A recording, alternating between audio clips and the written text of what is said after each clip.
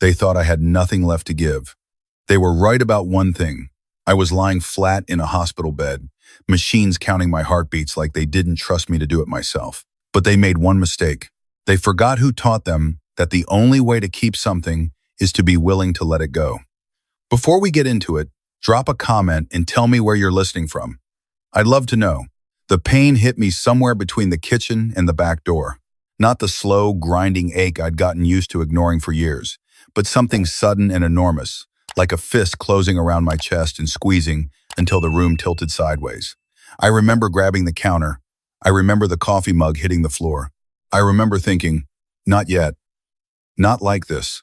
I woke up in a room that smelled like bleach and recycled air.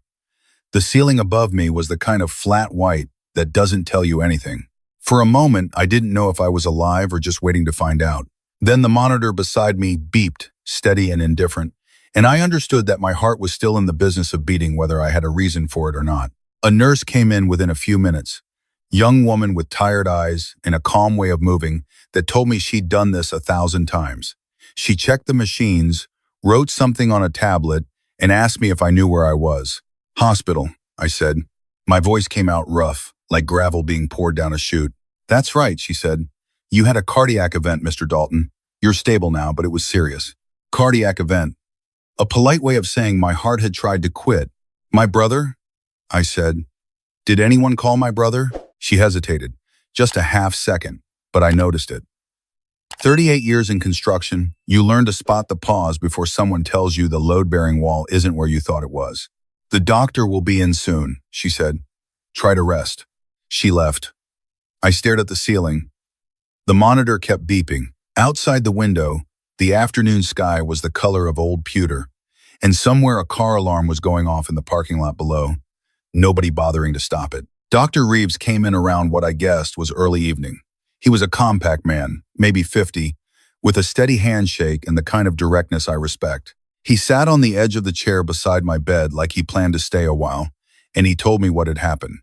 Anterior myocardial infarction. A significant one. They'd done what needed doing, but I'd be here for at least a week, and after that I'd need to take things seriously in a way I apparently hadn't been. You live alone? He asked. My brother and his wife have been staying with me, I said, since my wife passed. About 2 years now. I said it the way you say something you've gotten used to, not the way you say something that makes you happy. He nodded, wrote something. We contacted them when you came in. I waited. Your brother answered, Dr. Reeves said. He set the tablet down on his knee. I watched his jaw tighten slightly, the way a man's jaw tightens when he's deciding how honest to be. He said he'd try to come when he could. I heard the words. I process them in the way you process something that should shock you, but somehow doesn't. Not completely, because some part of you already knew. Try to come when he could. I had just nearly died on my own kitchen floor. I'd been alone since Dorothy passed, and my brother Dennis and his wife Carol had moved into my house, eating my food and using my car, and telling anyone who'd listen how devoted they were to looking after me. And when the hospital called to say I might not make it, Dennis said he'd try to come when he could. I closed my eyes.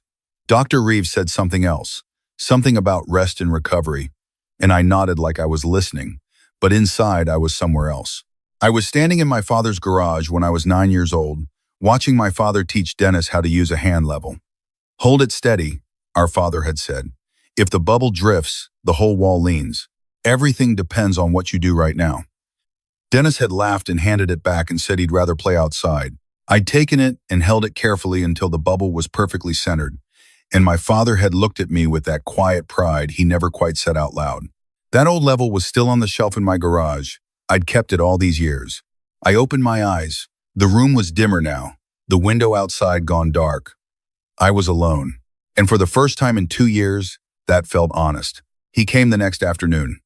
Dennis, my younger brother, 61 years old with the confident walk of a man who has always assumed the room will accommodate him. Carol was with him, small and quick-eyed, wearing that particular expression she'd developed over the past 2 years, somewhere between concern and calculation, the kind of look that was designed to be photographed for sympathy but didn't quite hold up when nobody was watching. Harold, Dennis said, pulling up the chair beside my bed like he owned it. You scared us half to death. I looked at him. He had our father's broad forehead and our mother's easy smile, and he had spent his whole life using both of them to get out of things. Did I? I said. Of course. Carol touched my hand. Briefly. The way you touch something you're not sure is clean. We came as soon as we could. Doctor called yesterday afternoon, I said. Dennis shifted in his chair. We had things to deal with. You know how it is. I don't, actually, I said. Walk me through it. The smile flickered. Carol stepped in, the way Carol always stepped in when Dennis needed covering. The important thing is you're going to be fine. The doctor says you just need to take better care of yourself. She said this with the particular tone of a woman who has decided to turn a conversation into a different conversation. We've been so worried about you living alone in that big house. I haven't been living alone, I said. You've been there. You know what I mean. She squeezed my hand again. Maybe it's time to think about the future. Really think about it. What's practical? There it was. I'd been in the hospital less than 24 hours, and we were already talking about what was practical. I looked at Dennis and he looked somewhere past my shoulder, and I thought about the bubble in my father's level and how he'd said everything depends on what you do right now. I'm tired, I said. I'll see you tomorrow. They left. Dennis put his hand on my shoulder on the way out. The kind of gesture that means I was here, remember that. The door swung shut behind them, and I picked up my phone from the bedside table. My hands weren't entirely steady, but they were steady enough. I called Frank. Frank Okafor and I had been friends since we were both young men, trying to build something from nothing. He'd built a law practice. I'd built a construction company. We'd had lunch every month for 30 years, and he had seen me at my worst and my best, and had always told me the truth even when I didn't want it. He answered on the second ring. Harold, I heard. Are you all right? I've been better, I said. Frank, I need to ask you something, and I need you to answer me straight. Always. Dennis and Carol are at my house. I paused. How much do they know about what I'm worth? A beat of silence. Then, Harold, I've been wanting to talk to you about that for a while. Talk now. He told me what he knew, carefully and without drama, the way Frank always did things. About 6 weeks earlier, Dennis had contacted an attorney, not Frank, a different one, asking general questions about what rights a live-in caregiver might have in the event of a homeowner's incapacity. About 2 weeks ago, Carol had called my bank, the branch on Maple, and asked questions about joint account access and how to add a name to an existing account. The branch manager knew Frank from the Rotary Club and had mentioned it, not officially, just as something that seemed worth passing along. I sat with that for a moment. The monitor beeped. Outside, the hall was quiet. How long have you been sitting on this? I said. 3 weeks, Frank said. I was trying to figure out the right way to bring it up. The right way was immediately, I said. But we'll talk about that later. Right now I need you to help me do something. Name it. I told him what I wanted. He was quiet while I spoke. The kind of quiet that means a man is thinking fast and taking notes. When I finished, he said, That's going to move some things around significantly. I know. Are you sure? Frank, they didn't come when the hospital called. Another silence, longer this time. Then, I'll start this afternoon. I set the phone down and leaned back against the pillow. The room smelled like the same bleach and recycled air it had smelled like yesterday. But something had shifted in it, or maybe in me. I thought of Dorothy, the way she'd squeeze my hand when I was being stubborn about something and say, Harold, you always wait too long. She wasn't wrong. She rarely was. I wasn't going to wait any longer. Frank called back the following morning while the breakfast tray sat untouched on the rolling table beside me. His voice had that particular quality it got when things were in motion, clipped and precise, like a man reading off a checklist. I've been into your accounts, he said. Carol made 2 attempts to access your savings. Both were flagged and blocked because her name isn't on the account. But someone had called to ask about the process for emergency access. That was 3 weeks ago. My jaw tightened. In the house? No action there yet, but Dennis had a realtor out to do a walkthrough 2 months ago. I confirmed it through a contact. The realtor estimated somewhere between $450 and $480. Dennis has that number, $450,000. The house Dorothy and I had bought when we were 32 years old, that we had painted and repainted, where we'd raised 2 kids who had grown up and moved away and built their own lives, where I had spent 30 years fixing everything that broke because I knew how and because it was mine. Dennis had walked through it with a realtor while I was still sleeping in my own bedroom down the hall, and he had a number in his head. All right, I said. How quickly can we move? The will revision I can have drafted by end of day. The property transfer is going to take a few days, but I can start the paperwork today. Are you absolutely certain about all of it? Every piece, I said. Harold, Frank's voice went quiet. I want to make sure you're doing this from a clear head and not just from being angry. I'm doing it from both, I said. Being angry doesn't make me wrong. He made a sound that might have been a laugh. No, it doesn't. I'll be in touch. I hung up and picked up the fork from the breakfast tray. The eggs were cold. I ate them anyway. I had the feeling I was going to need my strength. Dennis came alone that afternoon, which told me Carol had sent him to do something she didn't want her fingerprints on. He sat in the same chair as yesterday, and he had a folded piece of paper in his shirt pocket that he didn't mention for the first 10 minutes, which meant it was the whole reason he was there. We talked about nothing for a while. The weather, the hospital food, whether the Bengals had any shot at anything this season. Dennis was good at this. The easy conversation that fills a room with the sound of normalcy. He'd always been better at it than me. I was the one who liked the quiet. Eventually he said, I've been thinking about what's practical, Harold. For when you get out? You mentioned that yesterday, I said. Carol did. Anyway, he pulled out the piece of paper. I had a talk with a financial advisor. Not to pry, just to understand what options look like. For your sake. I looked at the paper. It was a printout of something, numbers and charts. I didn't take it. Dennis, I said, when did the hospital call you? He looked at me. What? When the hospital called to say I'd had a cardiac event. What time was it? He recalibrated visibly. The paper went back to his lap. I don't know exactly. Afternoon sometime. The nurse told me it was just after 2, I said. You live 40 minutes from here. Harold, you got here at 3:15 yesterday, I said. I checked the clock when you walked in. 25 hours after they called. He started to say something about how complicated things had been. There were things to handle. The car had been giving them trouble, but I wasn't listening to the words. I was watching his eyes, and what I saw there wasn't guilt. Exactly. It was the look of a man who'd been caught doing arithmetic and was hoping you hadn't noticed. I almost died on the kitchen floor, I said. My voice came out even and quiet, the way my father's voice used to get when he meant something seriously. The same kitchen floor we grew up running in and out of because we couldn't get enough of Mom's cooking. I was alone for 25 hours in a hospital bed, and you were 40 minutes away. Dennis put the paper back in his pocket. I'm here now. You're here now, I said. Go home, Dennis. He stood up slowly, the way a man stands up when he's deciding whether to push back or let it go. He decided to let it go. At the door he turned and said, we should talk about this when you're feeling more like yourself. I am exactly like myself, I said. The door closed. The monitor beeped. I picked up my phone. Frank called the next morning to tell me the will revision was done and waiting for my signature, and that he'd arranged for a notary to come to the hospital. The property transfer documents would be ready in 2 days. In the meantime, he had spoken to my bank directly and had my accounts flagged so that no one but me could initiate any changes. That afternoon, Carol called my cell phone. I answered because I wanted to hear it. Harold, she said, and her voice was the voice she used when she was managing something, smooth and warm, like a room that's been staged for a showing. Dennis told me you had a difficult conversation yesterday. I think we're all under a lot of stress, and maybe some things came out wrong. What things? I said. He's your family, Harold. He loves you.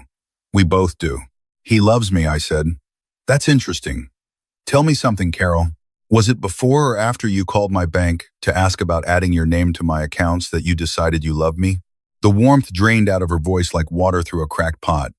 There was a silence that lasted several seconds. I was trying to make things easier, she said.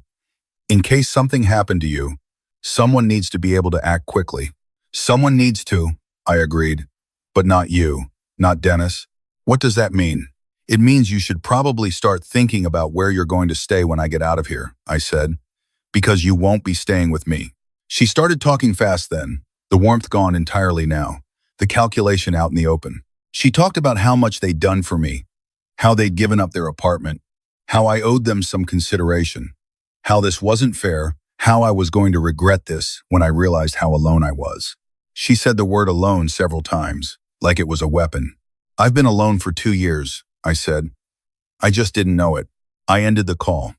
My hand was shaking slightly, not from fear, but from the particular kind of physical reaction the body has when you finally say something you've been holding back for a long time. I set the phone down on the blanket and looked out the window. The sky outside was a clean, hard blue, the kind you get in Ohio in November when the summer haze is finally gone and things are sharp-edged and clear. My father's level was still in the garage. Everything depends on what you do right now. I was doing it. I signed the will documents the next morning when the notary came. Frank had structured everything carefully, precisely, the way he structured everything. The house, when I was gone, would pass to the Mercer County Habitat for Humanity chapter. The savings would be divided between the Veterans Transitional Housing Program 3 towns over, the one I'd done pro bono construction work for back when I still had the company, and the children's wing of the same hospital where I was currently lying in a bed. There were specific bequests for my son in Seattle and my daughter in Austin, modest ones that came with letters I'd written myself, explaining that the larger gesture was not about them, that I loved them, that I wanted them to know I had tried to leave the world slightly better than I found it. Nothing for Dennis, nothing for Carol. Frank stayed for an hour afterward, the two of us talking the way old friends talk when there's nothing left to manage and you can just be in the room together. He asked how I was feeling, and I told him about the physical stuff, the soreness, the fatigue, the new collection of medications I was going to have to learn to live with. He told me a story about his own father and a property dispute with an uncle that had gone on for 11 years. We laughed about it, which probably would have seemed strange to anyone watching, two old men laughing in a hospital room. But sometimes things are funny precisely because they're serious. After he left, I slept for a while, the first real sleep I'd had since getting here, and when I woke up it was dark outside, and the room was quiet, and I felt something I hadn't felt in a long time. I couldn't name it exactly. Not happy, exactly. Not at peace, exactly. Something simpler than those words. Like a bubble in a level, settled exactly where it belongs. I was discharged on a Thursday morning. The nurse, whose name turned out to be Patricia, handed me a folder of discharge instructions and told me to take them seriously, which I promised to do. She had a way of not quite smiling that I appreciated. It felt more honest than the ones who smiled constantly. Frank's car was in the pickup loop when I came through the sliding doors, his assistant Marcus holding the door open. And I got in the back seat with my small bag, and the silence felt good. The particular silence of a city going about its business without needing anything from you. We didn't go to my house. We went to Frank's office first, where he'd arranged for a locksmith and a moving company to have already been out to the house earlier that morning. The locks were changed. Dennis and Carol's belongings, their clothes, their boxes, the collection of decorative items Carol had gradually dispersed across my shelves as if establishing territory. All of it had been loaded into a storage unit. The key to the unit and a note with the address had been left on the kitchen table. There was one item I had asked Frank to set aside before anything was moved. My father's level. Frank had put it on the kitchen counter, and when I walked into my house for the first time in over a week, the first thing I saw was that long aluminum tool with its worn edges and its single vial of liquid waiting for me like something that had always been waiting. I picked it up. It was lighter than I remembered, or maybe I was stronger. The bubble centered immediately, steady and sure. Dennis called while I was standing there. I answered. "What did you do?" His voice was stretched tight, the way wire sounds when it's close to snapping. "You changed the locks. Our stuff is in some storage unit." "Harold, what is wrong with you?" "Nothing's wrong with me," I said. "I had a cardiac event, I made some decisions, and I came home. That's all." "You're throwing away your family." "No," I said. "You threw that away when you didn't come." "One time," he said, "one time I didn't get there fast enough, and you're burning everything down over it." I thought about the realtor walking through my house. I thought about Carol calling my bank. I thought about the financial advisor's printout in his pocket. I thought about 2 years of a particular kind of charity that asks to be repaid with your life's work. "It wasn't one time," I said. "It was a pattern I kept making excuses for." "I'm done making excuses." Carol's voice came in then. She must have been right there beside him, and her tone was stripped of everything now. The warmth, the management, all of it gone. "You ungrateful old man. We gave up our lives for you. 2 years, We were there for you, and this is what we get? You were there for my house, I said. There's a difference. You'll be sorry, she said. You'll end up alone and sick, and you'll wish you hadn't done this. Maybe, I said, but I'll be in my own house with my own locks on my own doors. Carol, I hope you find something good. I genuinely mean that. But it won't be here. I ended the call and set the phone on the counter next to the level. My chest ached, but not in the cardiac way, in the grief way, the way it aches when something is genuinely over. Dennis and I had grown up in the same house, caught fireflies in the same backyard, sat in the same church pew every Sunday. The brother I'd built a version of him in my head was real. I'd loved that version, the version that had walked through my house with a realtor and waited 25 hours to come to the hospital, had been under there all along. I sat down at my kitchen table. Outside the window, the yard looked exactly the same as it always had. Dorothy's rose bushes, cut back for winter now, their stems bare and dark. The oak tree she'd planted the year we bought the house, now wider than I could wrap my arms around. The garage where my father's tools had lived for 20 years after he passed, where I'd taught my son to change a tire and my daughter to read a circuit diagram. I'd spent 2 years in this house feeling like a guest. I didn't feel like a guest anymore. Frank took me to lunch the following week. A diner on Walnut Street where the coffee was bad but the pie was excellent and the booths were wide enough for a man to settle into properly. He had papers for me to review and sign, the final confirmations on the charitable designations, and we went through them methodically, the way Frank did everything, and when it was done, he put the folder away, and we ordered the pie and sat with our bad coffee and talked. Have you heard from Dennis? He asked. Twice, I said. I didn't answer the second time. He left a voicemail. What did it say? That I'd made my point and we should move past it. I took a drink of the coffee. It really was bad. He still doesn't think he did anything wrong. He thinks this is about one afternoon. Frank nodded slowly. And is it? No, I said. It's about being looked at like an asset for 2 years by someone I trusted as family. The afternoon was just when I finally saw it clearly. He was quiet for a moment. Outside the diner window, the street was doing its usual Thursday things. People walking to cars, a delivery truck double parked, a woman with a stroller navigating around it. You know, Frank said, when you called me from that hospital room, I was half expecting you to ask me to help you patch things up with him. The way you've always patched things up with him? I know, I said. What was different this time? I thought about it. Dorothy used to say I carried people too long, I said. She wasn't wrong. She never was. But I think what was different is I was lying there alone in that room, and I realized I'd been alone the whole time, just with company. Frank looked at me for a moment. Then he said, she would have been glad you finally got there. She'd have also said I could have gotten there 10 years sooner. He laughed, the real kind, and I laughed too. And for a few minutes, the bad coffee and the good pie and the street outside doing its ordinary things were enough. When I got home that afternoon, I went out to the garage. The level was still on the kitchen counter where I'd left it, but I wanted to be in the garage for a while, the space where my father's things had lived and where I'd built and repaired things for 40 years. I stood there in the familiar smell of sawdust and motor oil and old metal, and I looked at the shelves the way you look at something you haven't really looked at in a while. There was work to do. There was always work to do. The front porch steps had needed attention since summer. The kitchen faucet had a slow drip I'd been ignoring. Dorothy's garden beds needed to be properly prepared before the ground froze. I picked up the level from the counter where I'd brought it out and walked it back to its place on the garage shelf. It fit exactly where it had always been, worn outline in the wood like it had pressed itself there over decades. Hold it steady. Everything depends on what you do right now. I picked up my phone and called my daughter in Austin. She answered on the third ring, that slightly out-of-breath quality she always had, like she was perpetually 3 steps behind where she wanted to be. Dad, hi, is everything okay? You usually text. Everything's fine, I said. I just wanted to hear your voice. A short pause. Then, softer. Yeah, I said. Tell me what's going on with you. She started talking. I leaned against the garage door frame in the thin November sun and listened to her voice, and the familiar ache of missing Dorothy was there, the way it was always there.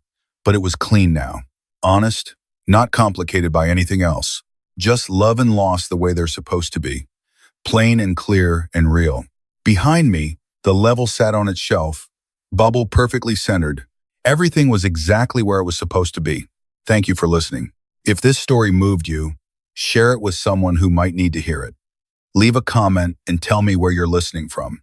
And if you haven't yet, subscribe to Voices of Uncle Arthur. There are more stories where this one came from, and I'll be here to tell them.